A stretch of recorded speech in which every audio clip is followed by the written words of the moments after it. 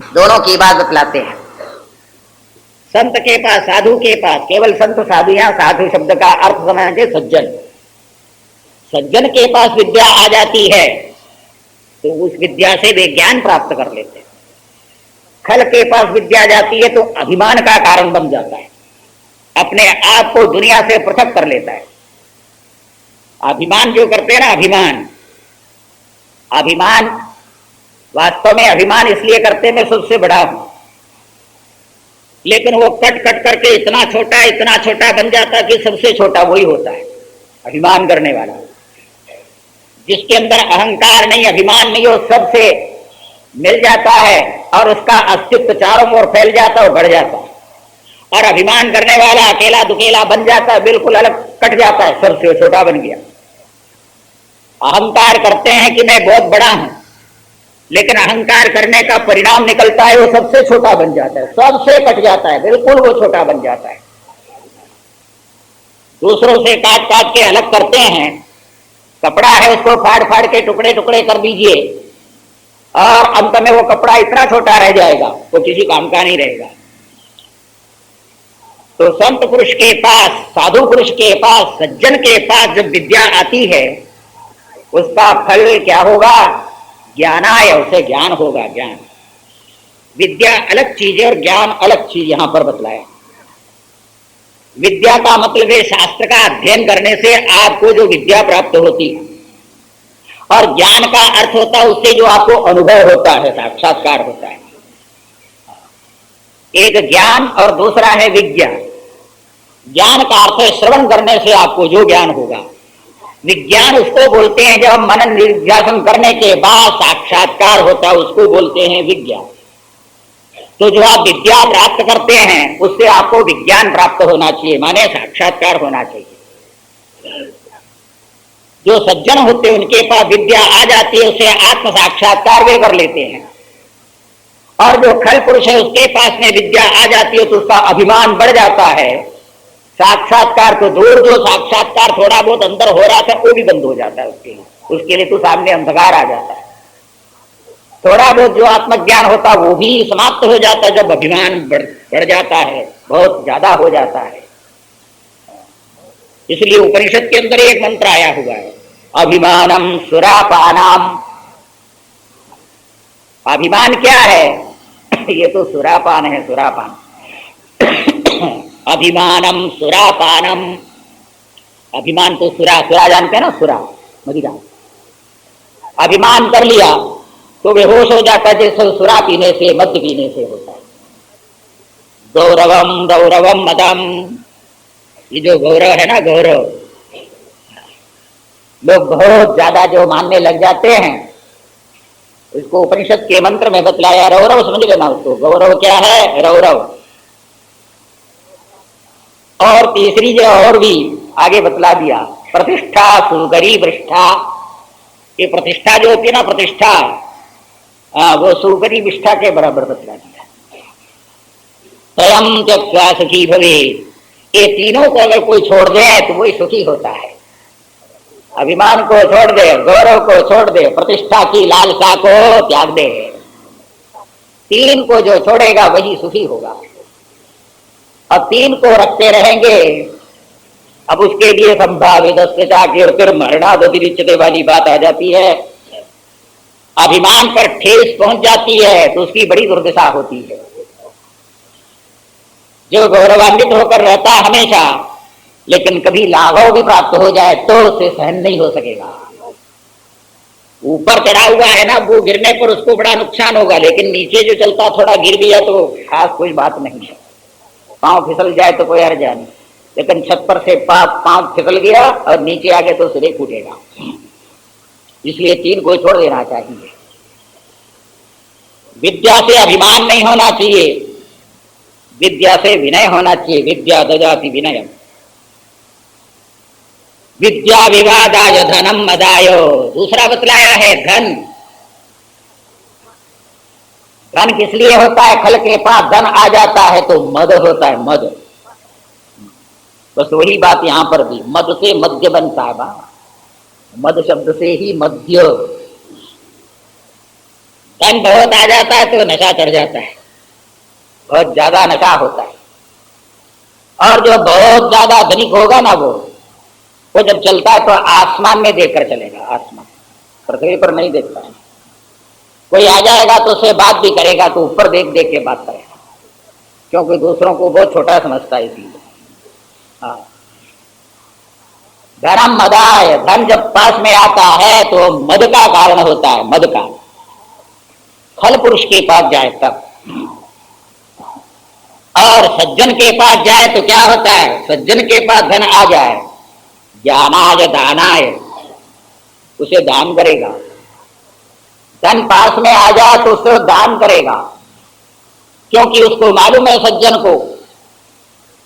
सज्जन को ये मालूम है, क्या मालूम, संसार में सबसे बड़ा भारी दानी कौन है, पूछा। संसार में सबसे बड़ा भारी दानी कौन, एक नीति श्लोक आता है, कहा कि सबसे बड़ा भारी दानी होता जो सबसे बड़ा भारी कंजूस होता है। सबसे बड़ा कंजूस जो होगा वो सबसे बड़ा दानी। क्या कैसे दानी, क्या जब मर जाएगा तो साथ में लेके जाएगा नहीं, वो पूरे का पूरा दूसरों को देकर जाता है, पूरा जितने जिंदगी भर में उसने कमा लिया पूरा दान देकर चला जाता है। और ये भी बतलाया है शास्त्र के अंदर, अगर जीवन में तुम दान दे दो तो उसका फल मिलता है, आगे फल मिलेगा। अब गीता में बार बार ये बतलाया है कि फल की चाह नहीं रखनी चाहिए। दातव्य दानम दीयते अनुपकारिणे, अनुपकारिणे, कोई उपकार ना करने वाले उसके पास जाना चाहिए, दान देना चाहिए। अब मरते समय में जो दान में दिया जाता है उसका बिल्कुल फल मिलने वाला नहीं, इससे बढ़कर निष्काम कर्म और क्या होना चाहिए, बोलो। बिल्कुल निष्काम, कुछ भी आगे मिलने वाला नहीं। और उससे पहले जानबूझकर किसी को अगर दो तो बोलते हैं उसका 10 गुना 100 गुना मिल जाता है, 100 गुना। हाँ, ये तो फल की बात आ गई।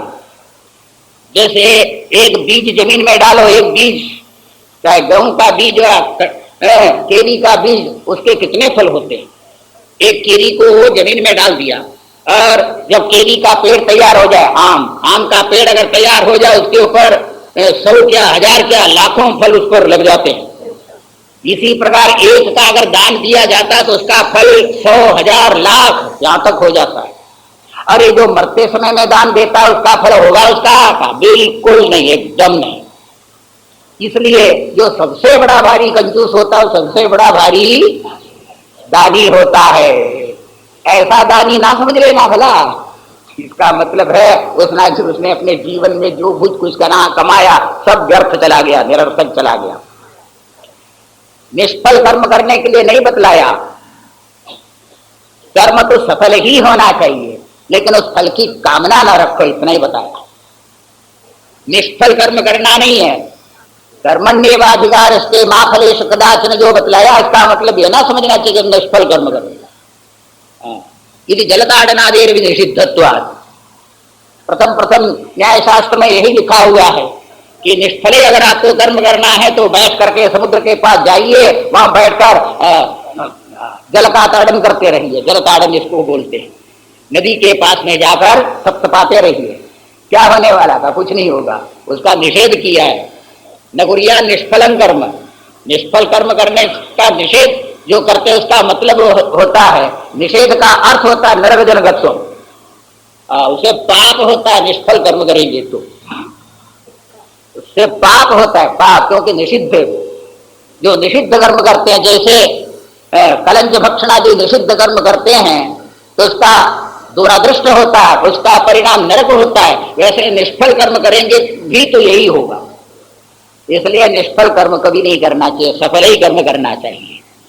सफल कर्म करो, इतना जरूर है कि उस फल की कामना ना रखो, फल की कामना ना करो, दूसरों को भी उसका फल मिल जाए, ऐसा कर्म करना चाहिए। उसकी व्याख्या तो बहुत लंबी है, पर अब इतना यहां समझना है कि धन जो पास में आता है तो कंजूस बनकर दान नहीं करना है, लेकिन उदारता के साथ दान देना चाहिए। जिसका फल हजारों गुना होगा, उस फल की कामना मत करो, कामना किए बिना ही करना चाहिए। विद्या विवादाय धनम मदाय, खल के पास विद्या, खल के पास धन जाता है तो केवल मदोन्मत्त हो जाएगा, दूसरों को तुच्छ समझेगा। दूसरों को तुच्छ समझना ये बहुत बड़ा भारी अन्याय बतलाया है। सबके अंदर आत्मा एक ही है, एक बराबर है, ब्रह्म ही है। किसी को तुच्छ नहीं समझना, किसी को तुच्छ मत समझो। मद का परिणाम यही होता है कि वो दूसरों को तुच्छ समझने लगता है, मतलब आत्मा को उसने तुच्छ समझ लिया, अपने आप को तुच्छ बना दिया। ना हिनस्ति आत्मनात्मानम गीता के अंदर बतलाते हैं। दूसरों की हिंसा करना अपनी ही हिंसा है, दूसरों को तुच्छ समझना अपने आप को तुच्छ बनाना है। इसलिए किसी को तुच्छ समझना नहीं, या तो कुछ भी ना समझो ठीक, लेकिन तुच्छ तो समझना ही नहीं किसी को। धन पास में आता है तो मदोन्मत्त होकर दूसरों को तुच्छ समझने लगता है, और यह भी एक बहुत बड़ा भारी पाप है। सज्जन के पास में धन आता है, वो खुश हो जाता है कि अब हमको मौका मिल गया, भगवान ने ऐसा अवसर दे दिया, खूब दान करता है, खूब दान कर लेता है। उसको मालूम है कि वह साथ में नहीं, इसलिए अभी ही अपने हाथ से ही सब बंटवारा कर लेना चाहिए। शक्ति परिशाम परिपीडनाय, इसी प्रकार शरीर में ताकत है, शक्ति है, यौवनम धन संपत्ति वाली बात है। शरीर में जब ताकत आती है तो उसको ऐसा लगता है कि मैं पृथ्वी को तोड़ डालूं, आसमान को गिरा डालूं, मैं ऐसा लगता है इसको, मैं सब कुछ कर सकता हूं। दूसरों को पीड़ा देने लगता है अगर वो खल होगा तो। किंतु सज्जन के पास शक्ति अगर हो तो डूबते हुए को बचाएगा, दूसरों को जीवन दान वो देगा। रक्षणाय, उसका प्रयोजन है रक्षण, दूसरों की रक्षा करने के लिए अपनी शक्ति का उपयोग करना चाहिए। विद्या विवादाय धनम मदाय शक्ति परेशान परिपीडनाय खलस्य साधो विपरीतमेत ज्ञानाय दानाय च रक्षणाय। प्रसंग यह, विद्या का अध्ययन श्वेत केतु ने किया, पर उसके हृदय में अभिमान आ गया, मैं बहुत बड़ा भारी विद्वान, अब मेरे पिता मूर्ख हैं, पिताजी कुछ नहीं जानते। मानो कि आजकल के ही लड़के हो, ऐसा लग रहा है यहाँ पर। आजकल जो लड़के होते हैं पिता तो ज्यादा पढ़े लिखे नहीं होते, मेहनत करके वे कमाते हैं, घर संभालते हैं और लड़कों को पढ़ाते हैं। और जब BA MA पास कर लेते, MSc सब पढ़ लेते हैं, वकील बन जाते तो समझते हैं पिता मूर्ख है, कुछ नहीं समझता। अपने पिता को मूर्ख वे समझने लगते। हाँ, बहुत से ये पुराने जमाने के लोग हैं, दुनिया बहुत आगे बढ़ चुकी है। आजकल सबके मुंह से सुन लो यही शब्द, ये पुराने जमाने की सब बात है महाराज, आज दुनिया बहुत आगे बढ़ चुकी है। हरिद्वार में एक संत मुझे बोलने लगे, ये सब आप जो बोलते हैं ब्रह्म सत्यम जगत मिथ्या, ये सब पुरानी बातें हो गई है। आज देखिए रॉकेट से लोग मंगल लोग जाने लगे, चंद्रलोक में जाने लगे और आगे भी बढ़ने लग गए। तो और आप लोग यहाँ यही बोलते रहते हैं जीवो ब्रह्म नाथ रहा, यही सब बोलते रहते हैं, इसी को आगे बढ़ना समझते हैं। मंगल लोग पहुंच गए, चंद्रलोक में पहुंच गए, और चंद्रलोक में पहुंच के क्या किया था, वहां से कुछ पत्थर लाए, वहां से कुछ पत्थर लाए। आप लोगों ने विषय देखा होगा, पत्थर लाए। पत्थर ही देखना था तो यहाँ काफी पत्थर थे, उसकी कोई कमी नहीं थी, यहीं देख सकते थे। और उसको देखने से आपको कुछ लाभ मिला हो तो अलग बात है। उस पत्थर को देखने से आंख में ज्योति अगर ज्यादा आई, और उस पत्थर के देखने से हाथ स्पर्श करने से आप पे अगर ताकत आई तो बात की, कोई फर्क पड़ा नहीं है।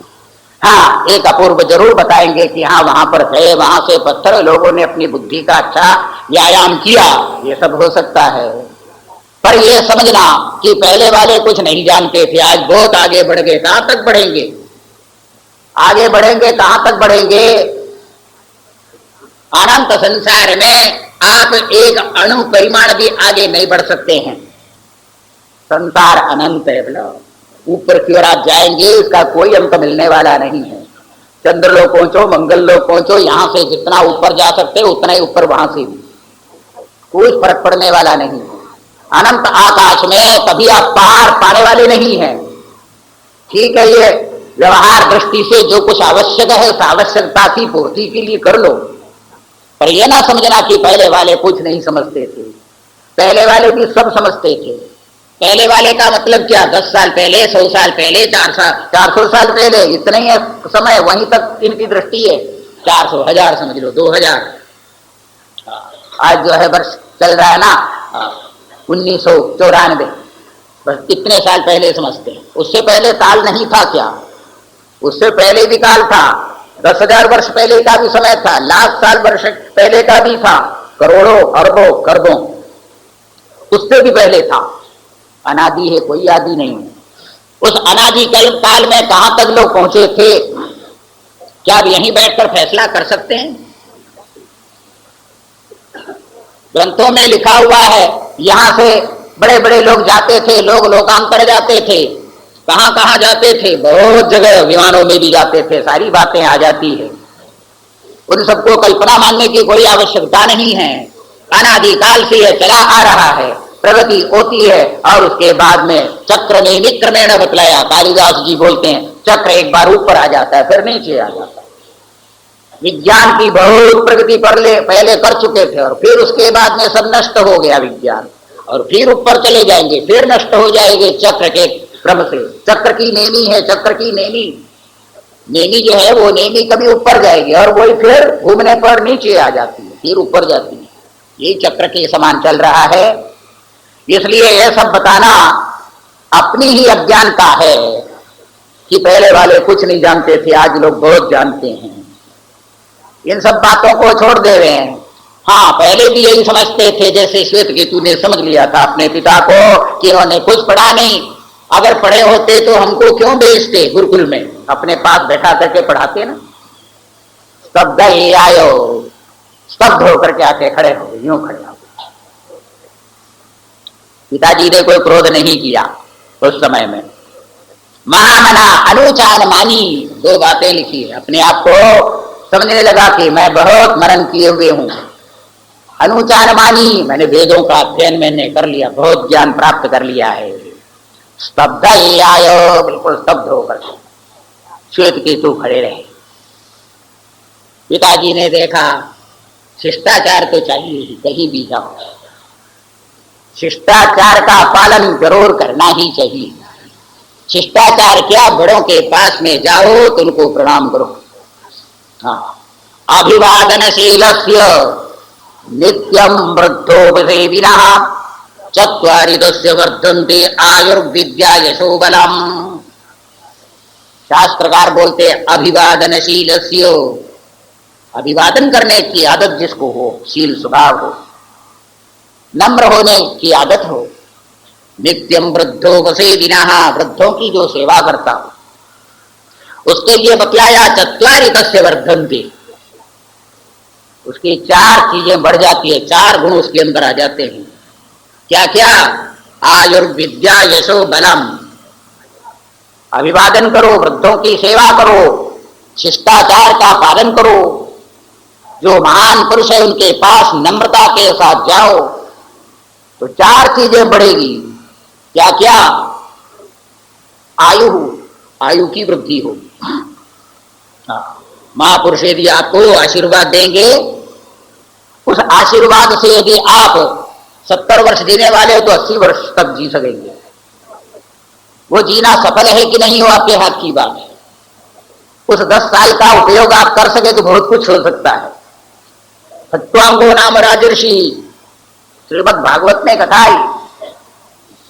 जीवन है ना बहुत मूल्यवान है। खट्वांग नाम का राजर्षि हो गया था। राजर्षि देवताओं के निमित्त उसने बहुत बड़ा भारी युद्ध किया था, असुरों को परास्त कर लिया था। लेकिन इतने में उनको बोध हो गया, इक्के दुक्के रह गए थे असुर, लेकिन इतने में उनको बोध हो गया भी मेरी जिंदगी अब एक घड़ी के लिए है, एक घड़ी के लिए। तुरंत युद्ध बंद करके इंद्र को बोल दिया, अब मैं युद्ध नहीं करता हूं, मैं चाह रहा हूं। इंद्र ने कहा, अरे तुम यश प्राप्त कर लो, अब तो कोई बड़ी बात नहीं है। अगर दूसरा कोई इस समय में असुरों को परास्त करे तो उसका नाम हो जाएगा। अंत में जिसका रहेगा ना काम करने वाला, उसी का नाम हो जाएगा। और लोग कहेंगे इसने असुरों को परास्त कर लिया, तुम यश कमा लो, थोड़ी देर की बात है। कहा नहीं, अब नहीं, क्योंकि अब मेरा जीवन सिर्फ एक घड़ी के लिए, सब छोड़ दिया, मुझे यश नहीं चाहिए, कुछ भी नहीं चाहिए, धन नहीं चाहिए, मैं अभी जा रहा हूं। बस एक घड़ी बैठकर उसने ध्यान कर लिया। त्वांग नाम के राजर्षि एक घड़ी के अंदर उसने अपने चित्त को इस प्रकार एकांत एकाग्र कर लिया। स्थित्वास्यानंत काले भी ब्रह्म निर्वाण मृच्छति। आयु अगर बढ़ जाए और उसका सदुपयोग करे तो बहुत बड़ी बात हो जाती है, बहुत बड़ी बात है। सदुपयोग करना चाहिए, ना करे तो फिर काको विजीवति चिराय बलिंच भुंगते वाली बात हो जाए। कौवा भी 100 वर्ष जिंदा रहता है और इधर उधर कुरेदता रहेगा, उसे क्या मतलब सिद्ध होगा। अभिवादन करना चाहिए वृद्धों को, महापुरुषों का अभिवादन करो, प्रणाम करो, आयु तुम्हारी बढ़ेगी और उस आयु में तुम बहुत कुछ पा सकते हो। अभिवादनशीलस्य नित्यं वृद्धो वसे विनः चत्वारि तस्य वर्धन्ते। आयु और विद्या, आयु बढ़ेगी और विद्या भी बढ़ेगी, ज्ञान तुम्हारा बढ़ेगा, क्योंकि ये निश्चित नियम है। गंगा है वो नीचे से ऊपर से नीचे की ओर बहती है, गंगा, गंगा का नियम है। गंगा जी का जल गंगोत्री से जो चलता है प्रवाह, और वो नीचे की ओर चलता रहता है, तो गंगा जी नीचे की ओर आकर वहीं पवित्र कर देती है। इसी प्रकार विद्या भी है। विद्या कैसी है? ऊपर से नीचे की ओर आती है। जो नम्रता के साथ बैठता है, जो नम्र है, तो विद्या जाती है। जो अभिवादनशील होगा, जिसका वो अभिवादन करेगा, तो जिसको अभिवादन किया उसके अंदर जो विद्या है वो विद्या संक्रमित होकर उसके अंदर आ जाएगी, अभिवादन करने वाले के अंदर आती। इसलिए कोई भी तत्वज्ञानी मिले, ज्ञानी मिले, विद्यावान मिले, वृद्ध मिले, जरूर उनके चरणों में प्रणाम करो, अभिवादन करो। आयुर्विद्या और तीसरा बतलाया यश, यश बढ़ेगा। जितनी ही नम्रता होगी उतना ही यश बढ़ता जाता है उसका, यश उसका बढ़ेगा। जिस किसी को प्रणाम करने की बात नहीं, जो वृद्ध है, ज्ञानी है, तत्ववेता है, उनका जो अभिवादन करे उसका यश बढ़ता है, यश यशस्वी बनेगा वो तो। और आयुर्विद्या यशो बलम, बल भी बढ़ेगा उसका, शारीरिक बल, मनोबल, बुद्धि बल, ये सब बढ़े। इसलिए वृद्धों को अभिवादन करने के लिए सीखना चाहिए। पहले श्वेत केतु की बात बतला रहे थे, वो स्तब्ध आय सिर नहीं झुकाया। पिताजी ने देखा इसने विद्या का अध्ययन तो क्या कर लिया, जो शिष्टाचार पहले मैंने सिखाया था उसको भी उसने खत्म कर दिया। पहले पहले जो शिष्टाचार सिखाया था, गुरुजनों के पास जाकर प्रणाम करो, ये भी उसने छोड़ दिया। उद्दालक ऋषि को आवश्यकता नहीं थी कि वो आकर हमारे पास प्रणाम करे। संत लोग आपको अगर बताते तो इसलिए नहीं है कि हमको प्रणाम करके महत्व बढ़ाओ, उसके लिए नहीं। संत लोगों को प्रणाम करो ना करो उनको कोई इसकी परवाह नहीं है। प्रणाम करो तो कोई बात नहीं, ना करो तो भी कोई बात नहीं। लेकिन कभी कभी परेशानी भी हो जाती है, ये प्रणाम करके आगे बढ़ने नहीं देते। कभी जल्दी से जल्दी जाने लग जाए, इतने में कोई भगत आ जाएगा, चरण पकड़ लेगा और दौड़ते दौड़ते बीच में रुकना पड़ता है। इसलिए अपरिचित रहना अधिक पसंद करते हैं संत लोग। तो बात यह है कि आयु, विद्या, यश, बल आदि बढ़ाने के लिए अभिवादन करना है, ना कि गुरु को महत्व की आवश्यकता। इसलिए गुरु तो महान हो चुके हैं, महत्व की आवश्यकता उसको होती है जिसके अंदर महत्व नहीं आया हो। ब्रह्मवेद ब्रह्मयोधि, ब्रह्म से कौन महान होगा भला बताओ। ब्रह्म ज्ञानी अपने आप को यह समझ चुका है कि मैं साक्षात ब्रह्म रूप हूं, ब्रह्म मुझसे भिन्न नहीं है। अब ब्रह्म से भी बढ़ा करके और कहां ले जाएंगे। इसलिए गुरुओं के लिए प्रणाम नहीं करना है, प्रणाम करना है अपने लिए। अभिवादन करना है किसके लिए? अपने ही कल्याण के लिए करना है। शिष्टाचार जो सिखाया था श्वेत केतु को, वो भी उसने खत्म कर दिया। लेकिन उससे कोई गुस्से नहीं हुए वो। उद्दालक ऋषि को गुस्सा नहीं आया, बड़े शांत रहे वो, क्योंकि वो तो ब्रह्म प्राप्त पहले से थे, सिर्फ परोपकार के लिए ही कुछ उपदेश दिया करते थे और कोई अपेक्षा उनकी नहीं थी। अपेक्षा जब होती है तब उसके साथ साथ अपेक्षा पूर्ण न होने पर क्रोध आ जाता है। निरपेक्ष थे, निरपेक्षम मुनिम शांतम, ऐसा बतलाया है। जो मुनि है शांत होते, निरपेक्ष, किसी की भी अपेक्षा रखते नहीं। निरपेक्ष होने ही के कारण नाराज नहीं हुए। उद्दालक ऋषि नाराज हुए नहीं, लेकिन सोचा, हाँ, संत पुरुष जो होते हैं वो इतना तो जरूर ध्यान देते हैं कि किसी की अवनति ना हो, कोई पतित ना हो जाए, इतना वो जरूर ध्यान रखते हैं। भागवत में आप सुन चुके हैं ना जड़ भरत की कथा। जड़ भरत को भला क्या अपेक्षा थी? अपेक्षा ना होने पर भी रघुगण जब आए ना उनको समझा दिया। आवश्यकता अपने लिए ना होने पर भी उन्होंने समझाया उसको। जड़ भरत जी ने सोचा अब मैं पालकी उठा रहा हूं, अरे ऊपर बैठ बैठ करके नाराज हो रहा है, और यहां तक बतला दिया तुम्हारे जैसों की चिकित्सा मैं जानता हूं, तुम्हारी दवा मैं जानता हूं। आलसी होकर जो चलता बराबर करना नहीं चाहता है, तुम्हारी दवा मैं जानता हूं। राजा ने बोल दिया था, दवा और कुछ नहीं है, चांटा मारना और क्या था, यही तो दवा थी। चांटे से वो भयभीत नहीं थे, उससे वो डरे हुए नहीं थे। क्या उससे पहले प्रकरण आपने सुना कि जल्लाद लोग पकड़ के ले गए थे मस्तक काटने के लिए, तब भी आराम से बैठने वाले। मरण और जीवन जिनके लिए एक बराबर हो, न जीवित एक रसिम को दिया न मरने, ना उनको जीवन में कोई स्पृहा है, ना मरण में से ही कोई स्पृहा हो या भय, कुछ नहीं। लेकिन उन्होंने सोचा किसी का अपकार नहीं होना चाहिए, किसी को नुकसान नहीं होनी चाहिए, हानि नहीं होनी चाहिए। संत लोग सोच लेते हैं। एक गुरु जी की बात आती है, दोनों जा रहे थे चेले के साथ, गुरु शिष्य जा रहे थे। तो गुरु ने अच्छी तरह से समझा के रखा था, शिष्य को समझाया था कभी क्रोध नहीं करना, किसी के ऊपर भी नाराज नहीं होना। कोई दुष्ट आया और उसने खूब गाली दी और गंदी चीज उनके ऊपर फेंका। तो शिष्य को गुरु जी ने समझा रखा था कि कभी क्रोध नहीं करना चाहिए। आश्रम में आने के बाद गुरु जी ने शिष्य को कहा, अरे उसने जो है तुमको इतना गाली दे दिया और तुम्हारे ऊपर इतने गंदी चीजें फेंक दी, कीचड़ फेंक दिया, तो बोले नहीं कुछ भी। कहा गुरु जी आपने तो समझा रखा है किसी के ऊपर बिल्कुल क्रोध नहीं करना चाहिए। कहा मैंने क्रोध नहीं करना चाहिए ना बताया, लेकिन तेरे को ये मालूम है कि उसने तुमको जो गाली दी है और उसने तुम्हारे ऊपर जो कीचड़ फेंका है, इतना भयंकर पाप हो गया, सीधे नरक में जाएगा तुम्हारे कारण। जाओ जल्दी से, उसको 2-4 ठप्पा देकर कम से कम आ जाओ, जल्दी से जल्दी।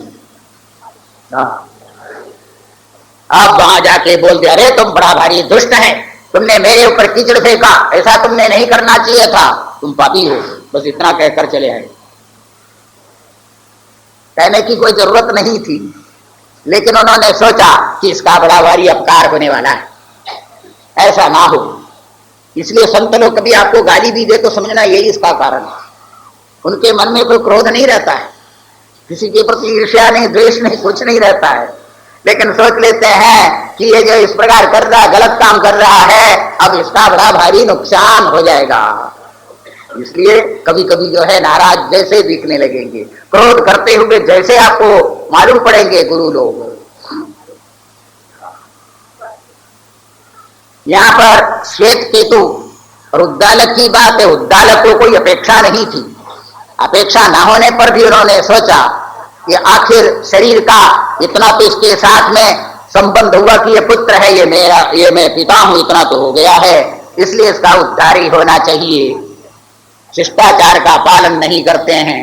आचार प्रथमो धर्म, आचार तो प्रथम धर्म है, उस प्रथम धर्म का पालन नहीं करेंगे, श्रुत्युक्त स्मार्त ये बचो, उसका पतन होता है। तो कैसे इसको समझाएं, सोचने लगे इसको किस प्रकार समझाया जाए। अगर ये कहें कि अरे श्वेत केतु तुम बराबर आके प्रणाम नहीं करते हो, तो श्वेत केतु और समझेगा कि ये महामूर्ख है, मुझे प्रणाम करने के लिए बोलते हैं, और समझ जाएगा। उद्दालक ऋषि ने समझा अब इसके लिए कुछ दूसरा ही रास्ता ढूंढना होगा। विद्या का अभिमान जिस किसी के अंदर हो, उसके अभिमान को दूर करने का तरीका उसे बढ़कर के विद्या उनके सामने रख दी जाए, बस यही उसके अभिमान को दूर करने का रास्ता। ये कहना उचित नहीं, अपने लड़के को ये समझाना ठीक नहीं, तुम आकर मेरे चरणों में प्रणाम कर लिया करो। ऐसा बोलेंगे तो समझेंगे लड़के ये तो महामूर्ख है। पहले तो समझ रहे थे मूर्ख है माँ बाप, और अभी महामूर्ख समझना शुरू करेंगे। हाँ, कोई संत लोग उपदेश करें और उस प्रकार करे तो ठीक है, तुम अपने आप नहीं बोलना कि मेरे को तुम आके प्रणाम कर लिया करो। हाँ, अगर करना हो तो उसके लिए दूसरा तरीका यहां पर बतलाया। श्वेत केतु यन्नुसोम्येदं महामना अनुचमानी स्तब्धोऽस्युततमादेशमप्राक्ष्य येना श्रुतं श्रुतं भवत्यमतं मतं अविज्ञातं विज्ञातमिति कथन्न भगवत्स आदेशो भवतीति। उद्दालक ऋषि ने कहा श्वेत केतु तुम तो आए हो वेदों का अध्ययन करके, और मनन भी कर लिया होगा तुमने, अध्ययन भी कर लिया है, लेकिन तुमने उस आदेश को भी पूछा अपने गुरु से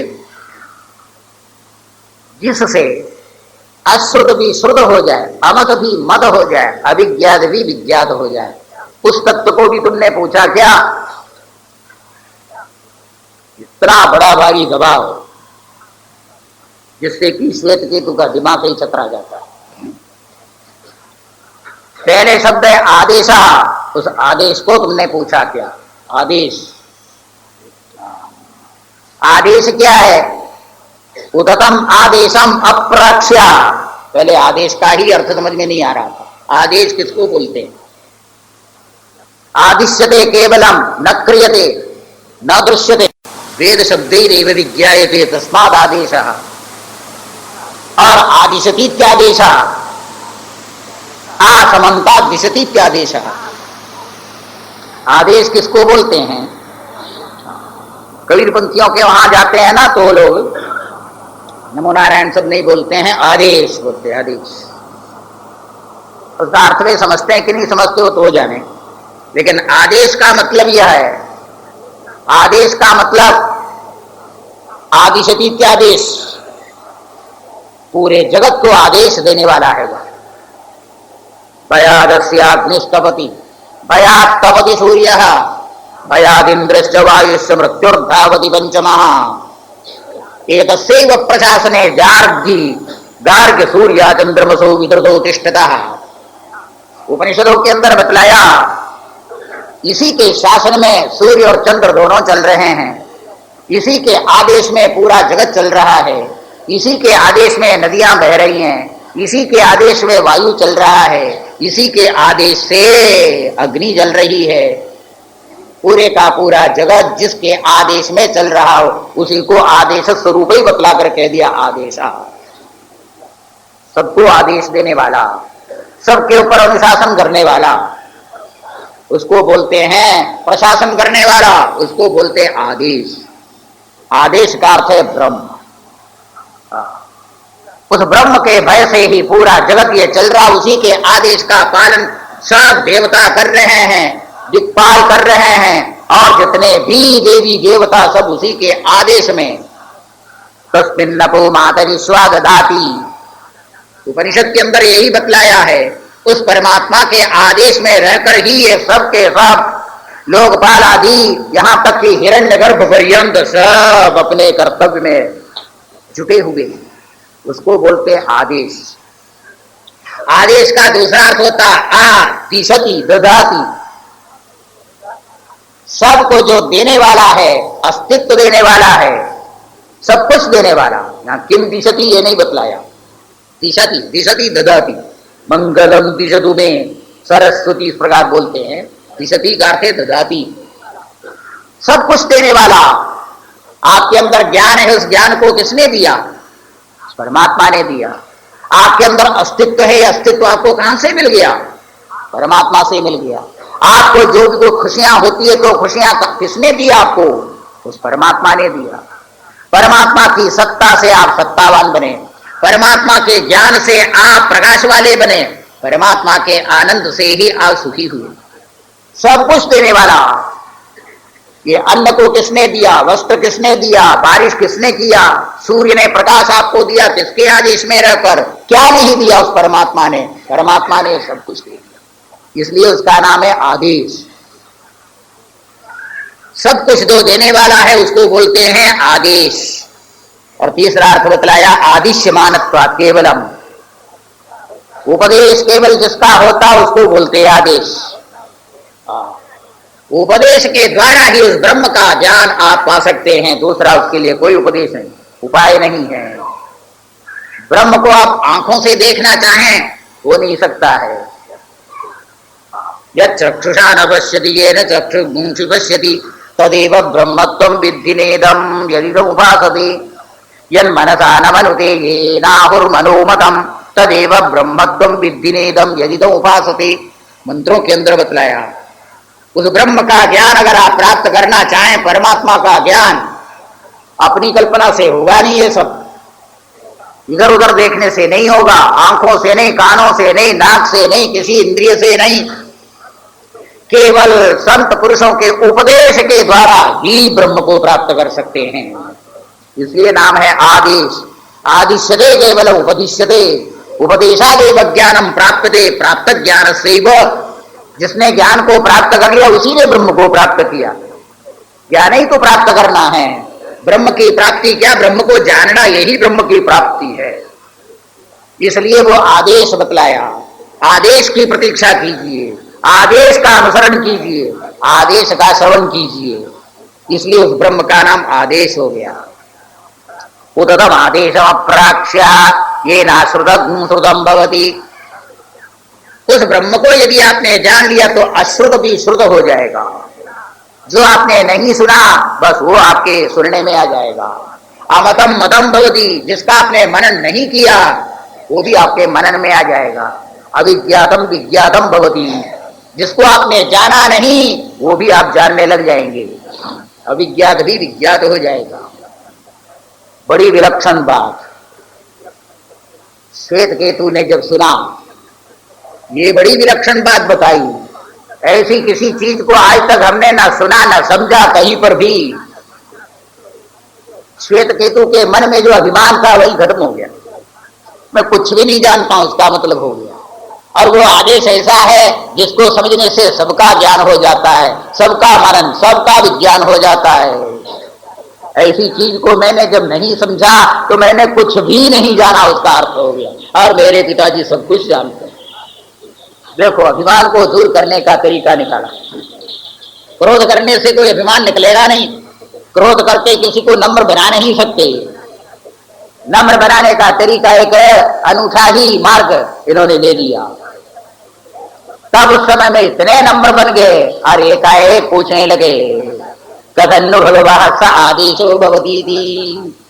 भगवान शब्द बदल गया।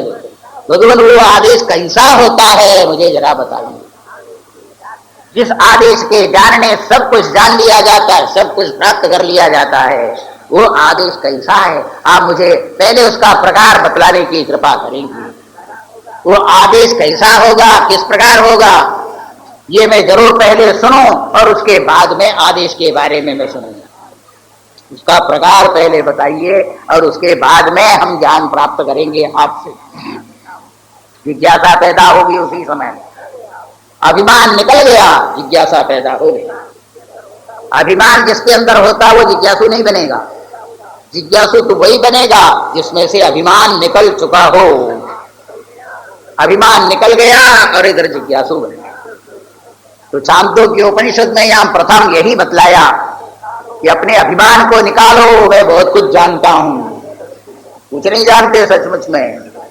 जैसे यहां पर उद्दालक ऋषि ने धीरे से समझा दिया, ढंग से समझा दिया, तुम कुछ नहीं जानते हो। पहले यह समझना है कि हम वास्तव में अपने आप को समझते हैं, बहुत बुद्धिमान समझते हैं, सब लोग अपने आप को समझते